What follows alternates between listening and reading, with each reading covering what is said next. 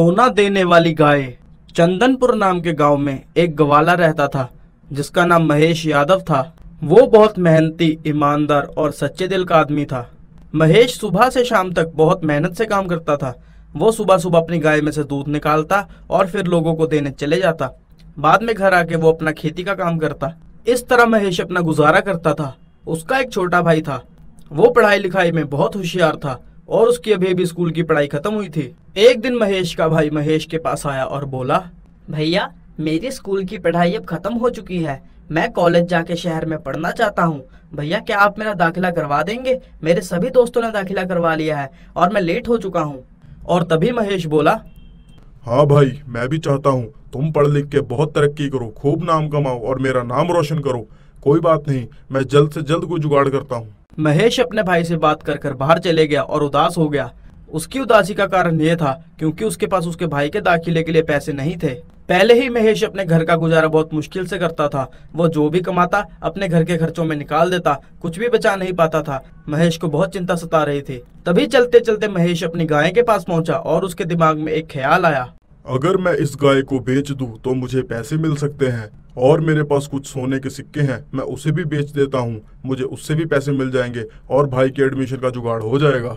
अगले दिन महेश ने थोड़ा सामान और सोने के सिक्कों को एक पोटली में बांधा और गाय के पीठ पे लटका दिया और वो दोनों शहर में साहूकार के पास जाने लगे। रास्ते में महेश को एक मंदिर दिखाई दिया। वो मंदिर के अंदर जाके माथा टेकने लगा।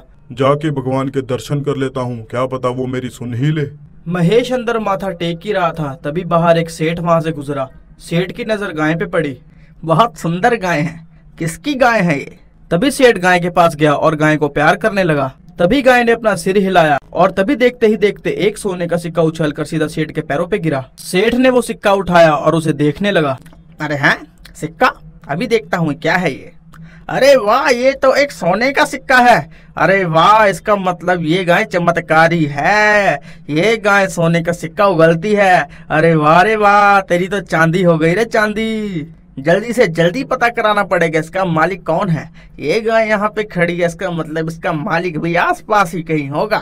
चलो देखता हूँ कहाँ पे है। इतने में महेश मंदिर से माथा टेक कर अपनी गाय के पास वापस आ रहा था। उसने अपनी गाय के पास एक सेठ को खड़ा हुआ देखा। अरे सुनो, क्या ये गाय तुम्हारी है? जी हाँ सेठ जी, ये गाय मेरी है और मैं इसको पशु मंडी लेके जा रहा हूँ इसको बेचने। मुझे पैसों की बहुत जरूरत पड़ गई है एकदम से। तभी सेठ मन ही मन सोचता है, अरे वाह, ये तो सोने पे सुहागा है। ये तो अपनी गाय खुद बेचने जा रहा है। अब मुझे समय व्यतीत नहीं करना चाहिए और मुझे इस गाय को खरीद लेना चाहिए। मेरी तो चांदी ही चांदी हो गई, मेरी तो किस्मत बदल गई रे। और तभी सेठ महेश से कहता है, अरे सुनो भाई, ये गाय मैंने पसंद कर ली है। मुझे ये गाय चाहिए।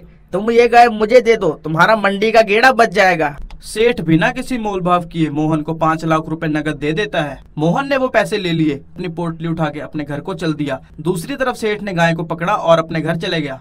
अब महेश के पास इतना पैसा आ गया था कि वो अपने भाई का दाखिला शहर में करवा सके। महेश ने समय ना खराब करते हुए शहर में जाके अपने भाई का दाखिला करवा दिया। अपने भाई का दाखिला करवाने के बाद भी उसके पास काफी पैसे बच गए। एक दिन महेश अपने घर के अंदर बैठा था और उसको अपनी गाय की बहुत ही ज्यादा याद आ रही थी। अरे मेरी गाय, मुझे मेरी गाय की बहुत ज्यादा याद आ रही है।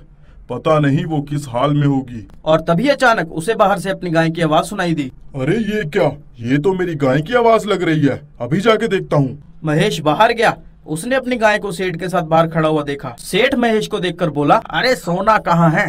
ये गाय सोना नहीं दे रही है। झूठे इंसान, तुमने मुझे फरेब में ये गाय बेच दी। अरे क्या हुआ सेठ जी, आप यहाँ और गाय के साथ, और आप किस सोने की बात कर रहे हैं सेठ जी? अरे तुमने मुझे धोखा दिया है। ये गाय कोई सोना वोना नहीं देती, फरेबी इंसान। अरे सेठ जी, मैंने आपको कब कहा था कि ये गाय सोना देती है?